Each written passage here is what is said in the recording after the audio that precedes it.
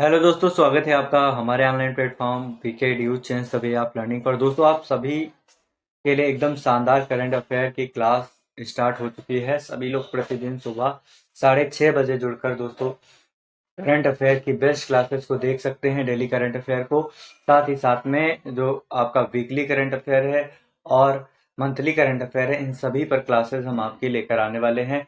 सारा महत्वपूर्ण कंटेंट आपको यहाँ पर मिलने वाला है, सभी एग्जाम से रिलेटेड। दोस्तों, कोई भी एग्जाम हो, करंट अफेयर दोस्तों अगर जीके जीएस पूछा जा रहा है तो करंट अफेयर का वेटेज दोस्तों बहुत ही ज़्यादा है। तो इसलिए हमारे साथ में जुड़कर दोस्तों करंट अफेयर की बेस्ट तैयारी करेंगे। साथ ही साथ में जीके जीएस की तैयारी बेस्ट तरीके से इस चैनल पर हम आपको कराएंगे। तो सभी दोस्तों का स्वागत है। दोस्तों, कहते हैं कि जब आंखों में अरमान लिया, मंजिल को अपना मान लिया, अब मुश्किल क्या आसान क्या, जब ठान लिया तो ठान लिया। जी हाँ दोस्तों, बिना किसी देरी के आज का सेशन स्टार्ट करते हैं। आज का जो पहला प्रश्न है, आप लोग कमेंट सेक्शन में छाप देंगे। हाल ही में तीसरा ऑरेंज फेस्टिवल 2023 कहां पर मनाया गया है? ऑप्शन ए है कोहिमा, ऑप्शन बी है आइजोल, ऑप्शन सी है इम्फाल, ऑप्शन डी है गुवाहाटी। तो दोस्तों, इसका एकदम करेक्ट आंसर है, अगर आपसे पूछा जाता है हाल ही में तीसरा दोस्तों ऑरेंज फेस्टिवल 2023 कहां पर मनाया गया, तो दोस्तों इसका एकदम करेक्ट आंसर है इम्फाल। इम्फाल दोस्तों किसकी राजधानी है? मणिपुर की राजधानी है। सभी दोस्त ध्यान रखेंगे, मणिपुर की राजधानी क्या है? इम्फाल। अगला जो प्रश्न है उसकी तरफ आगे बढ़ेंगे। दोस्तों, अगला प्रश्न है, 74वें गणतंत्र दिवस की पूर्व संध्या पर कितने लोगों को पद्मश्री सम्मान देने की घोषणा की गई है? ऑप्शन ए है 81, ऑप्शन बी है 91, ऑप्शन सी है दोस्तों 71, ऑप्शन डी है 106। दोस्तों, 74वें गणतंत्र दिवस 2023 की पूर्व संध्या पर 91 लोगों को दोस्तों पद्मश्री सम्मान देने की घोषणा की गई है। कितने लोगों को पद्मश्री सम्मान देने की घोषणा की गई है? तो दोस्तों 91 लोगों को पद्मश्री सम्मान देने की घोषणा की गई है। ऑप्शन बी दोस्तों इसका एकदम करेक्ट आंसर है। सभी दोस्त ध्यान रखेंगे। अगला जो प्रश्न है उसकी तरफ आगे बढ़ेंगे। सभी दोस्त ध्यान से देखेंगे, सही आंसर जो है कमेंट सेक्शन में छाप देंगे। दोस्तों, अगला प्रश्न है, 24 जनवरी राष्ट्रीय बालिका दिवस किस महिला के सम्मान में मनाया जाता है? ऑप्शन ए है सुषमा स्वराज, ऑप्शन बी है सावित्री बाई फूले, ऑप्शन सी है इंदिरा गांधी, ऑप्शन डी है सरोजिनी नायडू।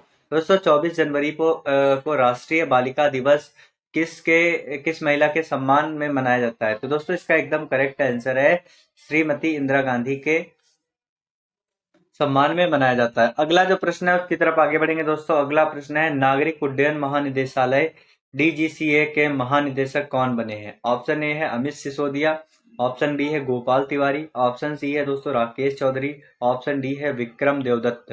तो नागरिक उड्डयन महानिदेशालय डीजीसीए के महानिदेशक कौन बने हैं? कमेंट सेक्शन में छाप देंगे। तो दोस्तों इसका एकदम करेक्ट आंसर है, नागरिक उड्डयन महानिदेशालय के महानिदेशक बने हैं विक्रम देवदत्त।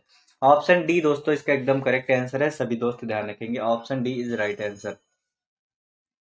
अगला जो प्रश्न है उसकी तरफ आगे बढ़ेंगे। दोस्तों, अगला प्रश्न है, 23 जनवरी को पराक्रम दिवस किसकी जयंती पर मनाया जाता है? बताएंगे कमेंट सेक्शन में। 23 जनवरी को पराक्रम दिवस किसकी जयंती पर मनाया जाता है? भीमराव अम्बेडकर, ऑप्शन बी है APJ Abdul Kalam, option C है दोस्तों सुभाष चंद्र बोस, ऑप्शन डी है जेआरडी टाटा।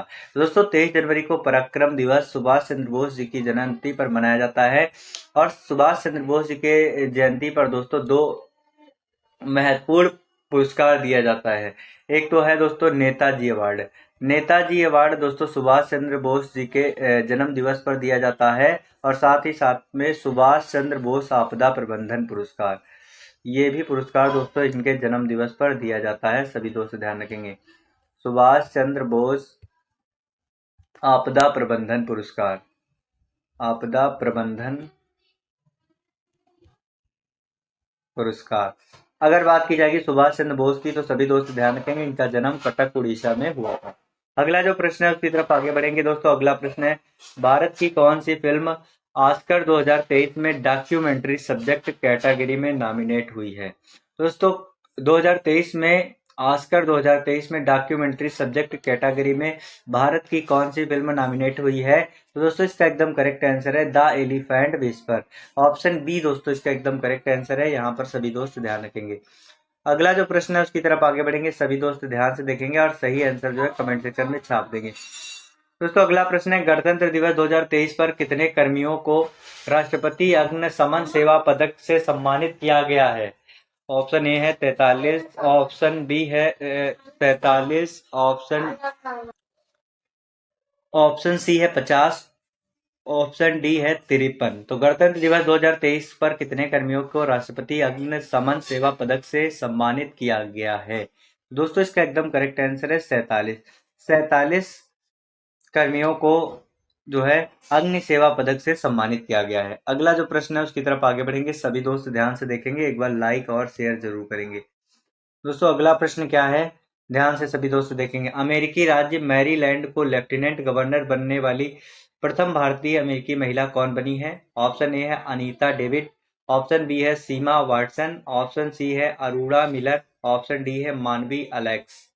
तो दोस्तों इसका एकदम करेक्ट आंसर है अरोड़ा मिलर। दोस्तों अरोड़ा मिलर अमेरिकी की राष्ट्रीय मैरीलैंड की लेफ्टिनेंट बनने वाली पहली भारतीय अमेरिकी महिला है। अगला जो प्रश्न है उसकी तरफ आगे बढ़ेंगे। सभी दोस्त ध्यान से देखेंगे और इसका आंसर कमेंट सेक्शन में छाप देंगे। दोस्तों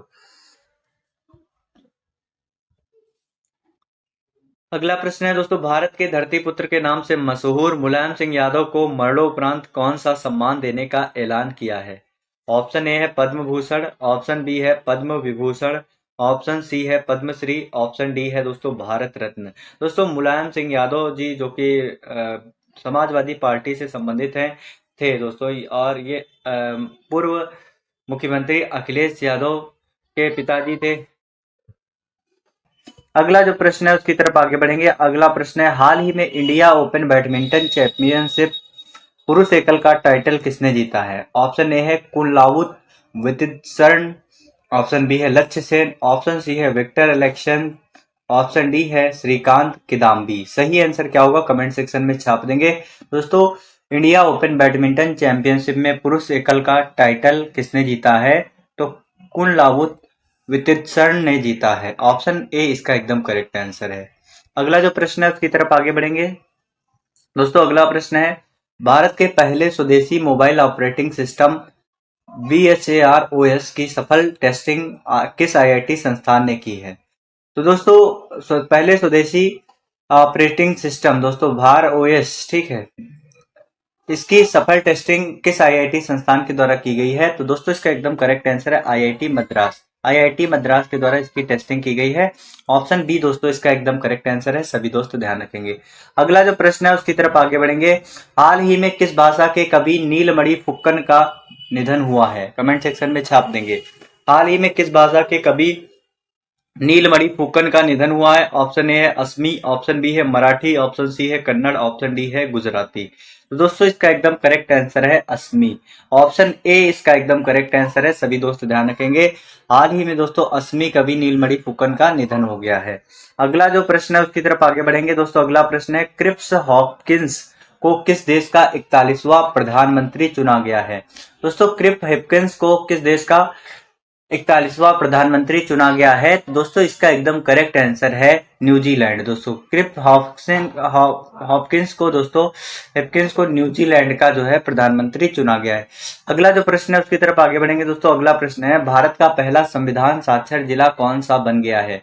ऑप्शन ए है सीकर राजस्थान, ऑप्शन बी है कोल्लम केरल, ऑप्शन सी है दोस्तों गांधीनगर गुजरात, ऑप्शन डी है दीमापुर नागालैंड।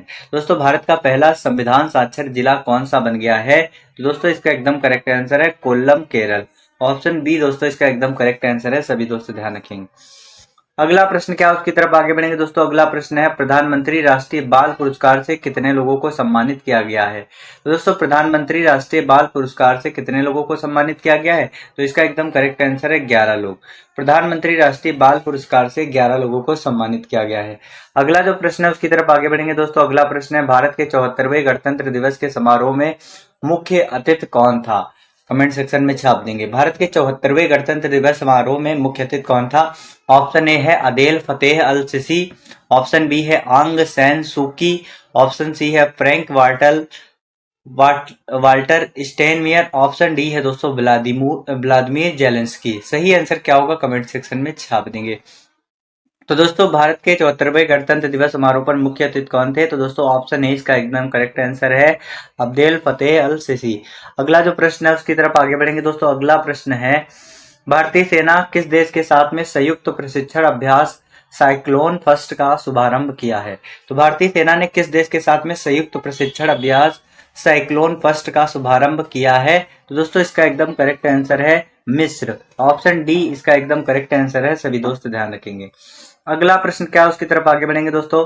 हाल ही में राष्ट्रीय आपदा प्रतिक्रिया बल एनडीआरएफ ने कौन सा स्थापना दिवस मनाया है? तो दोस्तों हाल ही में राष्ट्रीय आपदा प्रतिक्रिया बल एनडीआरएफ ने कौन सा स्थापना दिवस मनाया है? तो दोस्तों इसका एकदम करेक्ट आंसर है 18वां अपना स्थापना दिवस इसने मनाया है, राष्ट्रीय आपदा प्रतिक्रिया बल के द्वारा मनाया गया। अगला जो प्रश्न है उसकी तरफ आगे बढ़ेंगे दोस्तों। 74वें गणतंत्र दिवस पर कुल कितनी झांकियों का प्रदर्शन किया गया है? दोस्तों 74वें गणतंत्र दिवस पर कुल कितनी झांकियों का प्रदर्शन किया गया है? 22, ऑप्शन बी है 23, ऑप्शन सी है 24, ऑप्शन डी है दोस्तों 25। सही आंसर क्या होगा कमेंट सेक्शन में छाप देंगे। तो दोस्तों 74वें गणतंत्र दिवस पर 23 झांकियों का प्रदर्शन किया गया था। ठीक है, अगला जो प्रश्न है उसकी तरफ आगे बढ़ेंगे। अंडमान निकोबार द्वीप समूह के कितने द्वीपों का नामकरण परमवीर चक्र विजेताओं के नाम पर किया गया है? ऑप्शन ए है 14, ऑप्शन बी है 21, ऑप्शन सी है दोस्तों 25, ऑप्शन डी है 28। तो अंडमान निकोबार द्वीप समूह पर कितने द्वीपों का नामकरण परमवीर चक्र विजेताओं के नाम पर किया गया है? तो इसका सही आंसर क्या होगा कमेंट सेक्शन में छाप देंगे जितने सारे दोस्त जुड़े हैं। तो दोस्तों इसका एकदम करेक्ट आंसर है 21, ऑप्शन बी इसका एकदम करेक्ट आंसर है। 21 लोगों को दोस्तों अंडमान निकोबार द्वीप समूह के कितने द्वीपों के नामकरण परमवीर चक्र विजेताओं के नाम पर किया गया है? ऑप्शन बी इसका एकदम करेक्ट आंसर है। अगला जो प्रश्न है उसकी तरफ आगे बढ़ेंगे दोस्तों। अगला प्रश्न है भारत के नए राष्ट्रीय शिक्षा के उप सलाहकार कौन बने हैं? ऑप्शन ए है सुनील सिंह राणा, ऑप्शन बी है राजेंद्र मल शर्मा, ऑप्शन सी है पंकज कुमार सिंह, ऑप्शन डी है वरुण सिंह दत्ता। सही आंसर क्या होगा एक बार कमेंट सेक्शन में छाप देंगे जितने सारे दोस्त जुड़े हुए हैं। तो दोस्तों इसका एकदम करेक्ट आंसर है पंकज कुमार सिंह। पंकज कुमार सिंह भारत के नए राष्ट्रीय शिक्षा के उप सलाहकार बने हैं। अगला जो प्रश्न है उसकी तरफ आगे बढ़ेंगे, सभी दोस्त ध्यान से देखेंगे।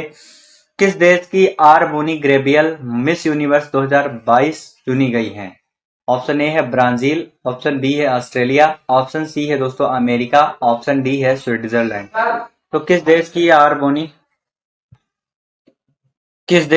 बोनी ग्रेबियल मिस यूनिवर्स 2022 चुनी गई है? तो दोस्तों इसका एकदम करेक्ट आंसर है अमेरिका। दोस्तों अमेरिका की आर बोनी ग्रेबियल जो हैं अमेरिका की रहने वाली हैं, ये दोस्तों मिस यूनिवर्स 2022 के लिए सेलेक्ट हुई हैं, मिस यूनिवर्स 2022। अगला जो प्रश्न है उसकी तरफ आगे बढ़ेंगे दोस्तों। अगला प्रश्न क्या है? हेनले पासपोर्ट इंडेक्स 2023 में भारत को कौन सा स्थान मिला है? दोस्तों बहुत ही शानदार प्रश्न है और हेनले पासपोर्ट इंडेक्स से पिछले साल भी दोस्तों कई प्रश्न पूछे जा चुके हैं। तो हेनले पासपोर्ट इंडेक्स 2023 में भारत का कौन सा स्थान रहा है? तो इसका एकदम करेक्ट आंसर है भारत का 85वां स्थान रहा है। ऑप्शन बी इसका एकदम करेक्ट आंसर है, सभी दोस्त ध्यान रखेंगे। अगला प्रश्न क्या उसकी तरफ आगे बढ़ेंगे। भारतीय मूल के कौन व्यक्ति नासा के तकनीकी प्रमुख बने हैं? दोस्तों भारतीय मूल के कौन व्यक्ति नासा के तकनीकी प्रमुख बने हैं? दोस्तों इसका एकदम करेक्ट आंसर है एसी चरड़िया। ऑप्शन सी दोस्तों इसका एकदम करेक्ट आंसर है, सभी दोस्त ध्यान रखेंगे। अगला जो प्रश्न है उसकी तरफ आगे बढ़ेंगे, बहुत ही शानदार प्रश्न है दोस्तों।